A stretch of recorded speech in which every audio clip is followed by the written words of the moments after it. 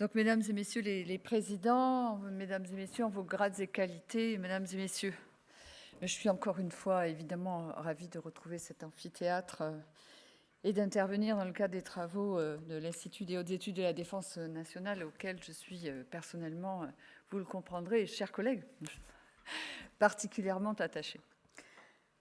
Et de conclure cette 6e conférence annuelle de la chaire économie de défense, qui est consacrée à l'industrie d'armement, la politique d'exportation pour la France. J'aurais bien aimé d'ailleurs pouvoir assister à l'ensemble de vos débats, mais c'est fort compliqué en ce moment de finir l'année. Ce plaisir renouvelé se manifeste alors que notre actualité parlementaire est marquée par ces enjeux, évidemment. À la fin du mois de novembre, je me suis rendue au salon Expo Defensa à Bogota pour soutenir justement cette vision française spécifique des enjeux capacitaires internationaux. Et ce matin même, nous avons adopté une proposition de résolution européenne impulsée par Jean-Louis Thiriot et moi-même dans une démarche complètement transpartisane pour inviter justement les institutions européennes à mieux prendre en compte les intérêts de défense lorsque des critères sont adoptés pour financer le développement durable de nos sociétés démocratiques, dont la défense est la première condition. Puisque vous m'invitez à conclure cette conférence annuelle, et je vous en remercie évidemment très chaleureusement, je souhaite aborder devant vous 3 sujets qui sont totalement imbriqués. Tout d'abord, la dimension politique de l'industrie de défense, puisque je l'incarne aussi. L'importance des exportations pour l'atteinte de nos objectifs stratégiques. Et enfin, la contribution du Parlement à ces enjeux. Donc, commençons par les finalités politiques de l'industrie de défense. Alors, ce n'est pas une nouveauté. L'économie de l'armement est largement étrangère à la logique de la concurrence pure et parfaite. La raison principale tient en peu de mots, vous l'avez dit, le politique qui structure la base industrielle et technologique de défense pour des raisons évidentes rend inefficaces bien des dynamiques de marché. Vendre des armes n'a en effet jamais été un commerce comme un autre, pour des raisons morales, mais aussi pour des motifs politiques. Car organiser les forces armées, les équiper, les engager, relève des seules prérogatives de l'État, puisque le sort de la nation tout entière en dépend ultimement. Aujourd'hui comme hier, l'industrie de défense a pour mission de conforter la supériorité opérationnelle de nos armées, mais elle doit faire plus encore, elle doit garantir l'usage autonome de nos équipements militaires et éviter toute dépendance vis-à-vis de l'étranger qui n'aurait pas été rationnellement, politiquement et librement choisi. Je pense que c'est ce dont vous avez parlé, général. À l'époque où les stratégies indirectes sont généralisées, il faut être conscient que pour un État comme la France, dépendre d'un autre État pour ses approvisionnements en équipements militaires critiques est une vulnérabilité qui se paye en dépendance politique pure et simple. Malgré de nombreuses nuances, il existe un très large consensus au Parlement pour qu'une telle compréhension de l'industrie de la défense domine. Et c'est le point de départ de ma réflexion. J'en viens ensuite à mon deuxième point, la façon dont la présidente de la Commission de la Défense, que je suis, perçoit les enjeux d'exportation. La BITD française est prioritairement dédiée à l'approvisionnement souverain de nos forces. Cela va de soi. Cela représente environ 2/3 de son chiffre d'affaires. Les LPM successives ont pour vertu commune de donner à notre industrie de défense de la visibilité pour lui permettre d'anticiper et de stabiliser son modèle économique, ces principes de dualité que vous connaissez parfaitement bien. Le secteur de l'armement est cependant exposé à une série d'évolutions qui le fragilisent. et je retiendrai 5 évolutions majeures. D'abord, l'extension des champs de conflictualité, qui élargit aussi la gamme des besoins capacitaires, des besoins militaires, et qui renforce le recours à des équipements duaux. Je pense notamment à ceux émanant de l'espace, pour le cyber, ou enfin les fonds marins. Ensuite, l'intensification technologique des équipements, la mondialisation des chaînes de valeur, la spécialisation de certains pays dans la fourniture de ressources critiques, parmi lesquelles les terres rares et les composants électroniques. J'arrive d'un déplacement en République démocratique du Congo. Je pense qu'il y a des petits sujets sur lesquels il nous faudra aussi nous pencher. La fragmentation du marché européen de la défense qui conduit à une vive concurrence au sein même de l'Union européenne. Et enfin, l'accroissement continu du coût unitaire et de l'intensité capitalistique des équipements militaires. Et dans ce contexte, le recours à l'exportation devient une nécessité. Nécessité industrielle d'abord, parce que le maintien des compétences, compte tenu de la longueur des cycles de l'industrie de défense, comme le partage des coûts de développement, justifie le recours à l'exportation pour les rentabiliser ces investissements et garantir le développement de nos équipements futurs. Mais c'est aussi une nécessité stratégique et politique, car la France est une puissance moyenne qui développe une stratégie mondiale. Pour y parvenir, elle doit disposer de forces, d'équipements et d'alliés.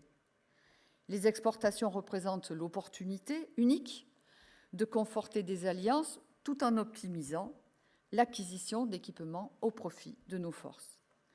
Cela passe notamment par des coopérations capacitaires, comme on le voit en Europe. Évidemment, pas vous avez pris des exemples et des grandes entreprises étaient là pour en témoigner, avec des programmes emblématiques comme le SCAF ou la 401. Ces programmes sont autant une occasion de convergence stratégique que de consolidation industrielle, dont MBDA, NKDS ou Airbus ont été les premiers bénéficiaires. Cela passe aussi par un soutien à des pays alliés dans des zones où la France, puissance d'équilibre, peut utilement contribuer à la stabilité en développant des projets capacitaires. Économiquement, ces dynamiques sont très positives, elles créent des emplois. Depuis 2017, c'est plus de 40 000 emplois qui ont été créés dans les entreprises de défense, malgré la crise. Elles contribuent positivement à la balance commerciale et, vous l'avez dit, vous le rappelez, elles irriguent l'ensemble de nos territoires.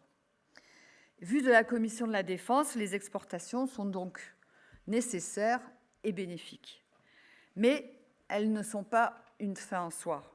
Elles doivent continuer à être subordonnées à nos objectifs stratégiques tout en évitant de créer une dépendance à l'export. La voie est donc parfois très étroite, mais le programme Rafale, par exemple, a su éviter ce piège.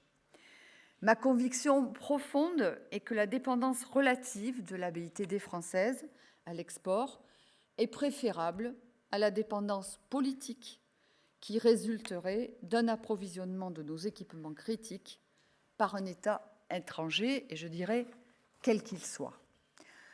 Car nous le voyons dans bien des domaines, y compris dans ceux qui ne sont pas directement militaires, beaucoup d'États, y compris alliés, usent politiquement de l'influence qu'ils détiennent via des dépendances économiques. Et l'actualité récente nous l'a encore prouvé, s'il était encore nécessaire de le faire. J'en arrive à mon dernier point sur lequel mon propos sera un petit peu plus étoffé. Quelle est la contribution directe de l'Assemblée nationale à la maîtrise de ces enjeux? Et débutons par le rôle de la diplomatie parlementaire. Placées sous le signe de partenariat stratégique, les exportations d'armement nécessitent de rassembler toutes les expertises pour être réussies. Et dans ce paysage, le rôle du Parlement, trop souvent méconnu, est pourtant très important. La première condition d'une exportation réussie réside dans la confiance entre politiques, militaires et industriels des deux pays concernés. Et dans ce cadre, les parlementaires peuvent jouer un rôle de réassurance auprès de l'État client, soit en accompagnant, en particulier en accompagnant l'équipe France.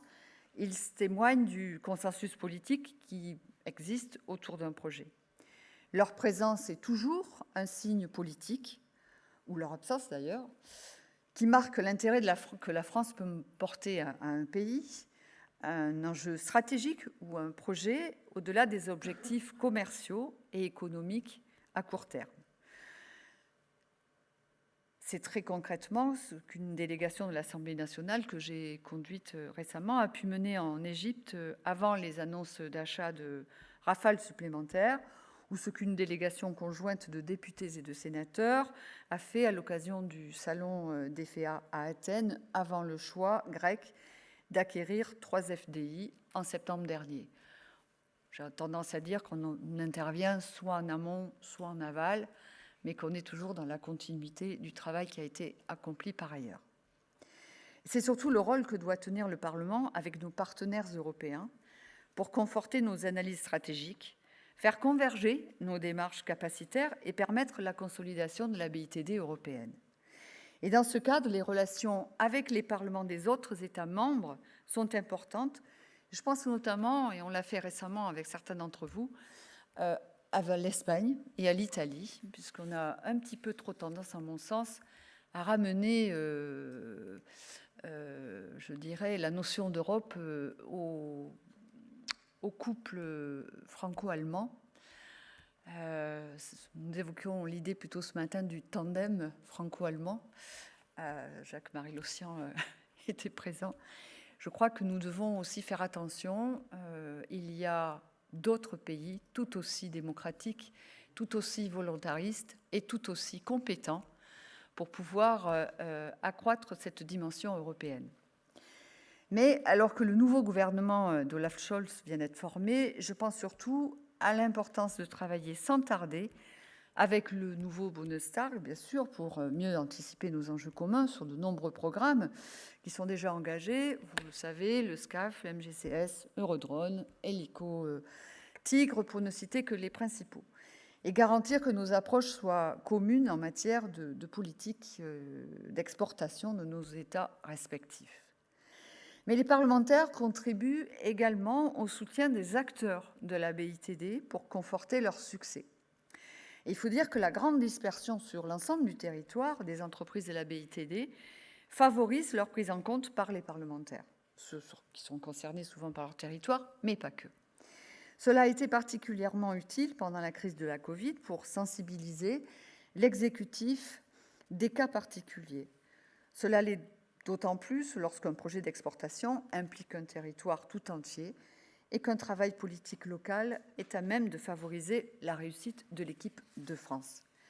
Ce soutien passe aussi par la mise en lumière des difficultés structurelles pour que le gouvernement s'en saisisse.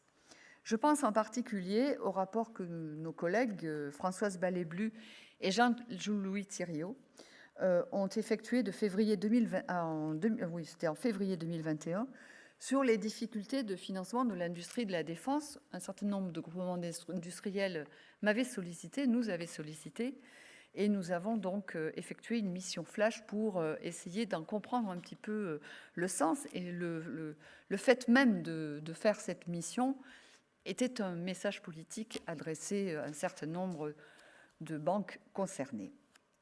Je pense aussi à la proposition de résolution européenne que j'évoquais en introduction et qui vise à faire prendre conscience à l'Union européenne qu'il n'y aura pas de développement durable sans industrie de défense et qu'il faut en conséquence intégrer dans les critères environnementaux, sociaux et de gouvernance les intérêts de défense légitimes des pays membres de l'Union.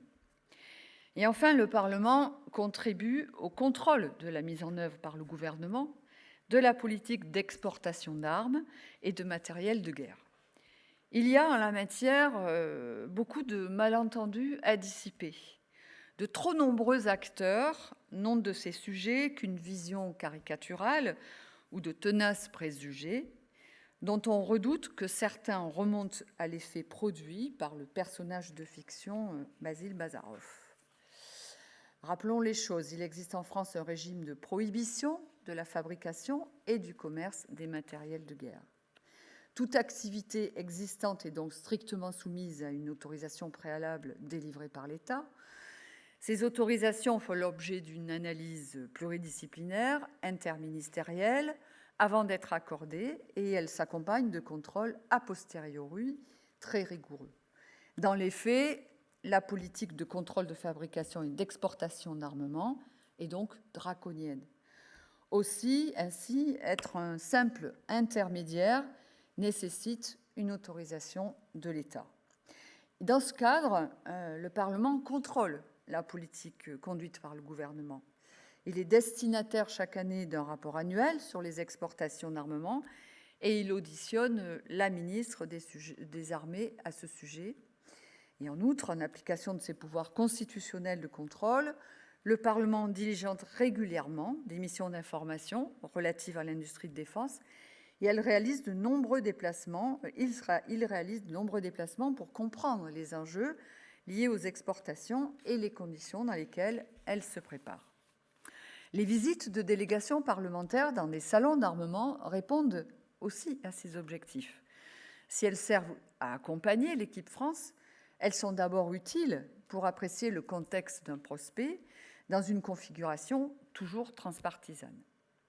Et il faut souligner que ce contrôle parlementaire s'applique, on le comprend avec le propos que je viens de développer précédemment, à des activités qui relèvent des actes de gouvernement en lien avec la politique étrangère de la France. Échappant au contrôle du juge, elle n'échappe pas à celui du Parlement. Ce rôle assumé a ainsi conduit le Parlement à ratifier le traité sur le commerce des armes en 2013 et à soutenir le gouvernement dans ses prises de position fortes pour renforcer la régulation internationale en la matière. Et la critique selon laquelle le contrôle parlementaire des exportations d'armement serait insuffisant est souvent exprimée. Et disons-le tout net, je ne partage pas du tout cet avis. Le gouvernement actuel, en dialogue avec le Parlement, a d'ailleurs choisi de compléter le contrôle parlementaire déjà existant. D'abord, en obligeant, à partir de 2022, la ministre des Armées, celui des Affaires étrangères et celui chargé de l'économie à présenter la politique conduite en matière d'exportation d'armement devant le Parlement. Et ensuite, en élargissant le champ du rapport annuel aux biens à double usage. Et je note par ailleurs que les critiques émises prennent rarement en compte l'existant et sous-évaluent les inflexions successives qui permettent depuis longtemps au Parlement de tenir sa place. Il faut dire que ces critiques ne sont pas tous désintéressés et que certains prennent leurs arguments pour les seuls légitimes à traduire l'état de l'opinion. En constatant le soutien populaire à notre politique de défense et d'exportation, mettant même parfois certains parlementaires ou élus un peu en contradiction avec leur ligne politique, j'estime ne pas être moins légitime en soutenant la politique d'exportation conduite par la France au service de nos intérêts, dans le respect de nos engagements internationaux. Et sans tomber dans le complotisme, on peut noter que certaines organisations impliquées dans les campagnes de dénigrement des exportations françaises sont simplement financées, ou directement ou indirectement, par des acteurs étrangers et qu'elles ont donc peu de chances de chercher à défendre les intérêts français. Je relève d'ailleurs que le rapport rendu à l'automne 2020 par Michel Tabarot et Jacques Maire, nos deux collègues des Affaires étrangères, constatent que la France est plus qu'à son tour, entre guillemets, pointée du doigt par ces campagnes de presse internationales. Ce qui pèche, à mon sens, c'est l'insuffisante pédagogie qui est mise en œuvre pour sensibiliser l'opinion publique, nos citoyens, parfois ceux qui les représentent, et les médias sur les enjeux réels des affaires de défense, d'industrie de défense et de commerce d'armement. La méconnaissance biaise trop souvent le débat public, offrant à des lobbyistes intéressés l'opportunité de diffuser des informations partielles, partisanes ou partiales. C'est là sans doute que le Parlement doit mieux faire et qu'il peut aussi inviter le gouvernement à faire mieux. En abordant largement le thème des exportations d'armement à l'occasion de votre conférence annuelle, je salue la contribution de l'IHEDN et de la chaire Économie de défense au renforcement de ce débat public sur ces enjeux cruciaux pour notre sécurité et notre souveraineté. L'Institut fait encore une fois la preuve de son utilité sociale pour éclairer les citoyens, aider aussi les décideurs, d'où qu'ils viennent, à percevoir ces enjeux complexes qu'ils contribuent d'une certaine façon ou d'une autre à gérer. Je remercie l'ensemble des intervenants et des auditeurs pour cet après-midi, particulièrement riche et utile, et j'espère que vous en ferez un compte-rendu auquel nous pourrons avoir accès. Puisse-t-elle contribuer à une approche dépassionnée et éclairée des débats sur l'industrie de défense et de notre politique d'exportation. Je vous en remercie vivement et je vous souhaite à tous d'excellentes fêtes de fin d'année, un peu de repos et un peu de sérénité. Merci.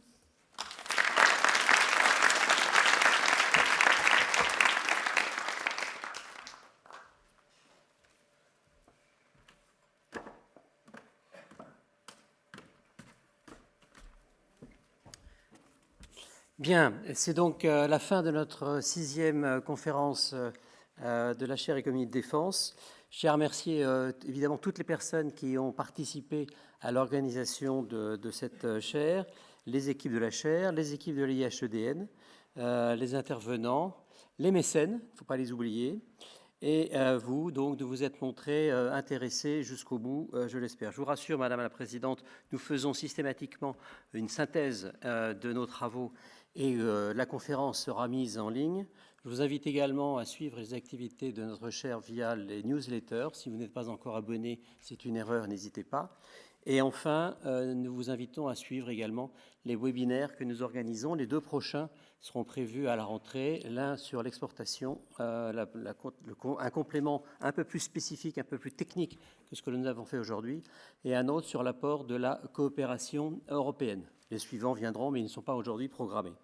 Merci donc à tous. Je vous souhaite à mon tour moi, également de très bonnes fêtes, joyeux Noël, bonne année et à très bientôt. Merci.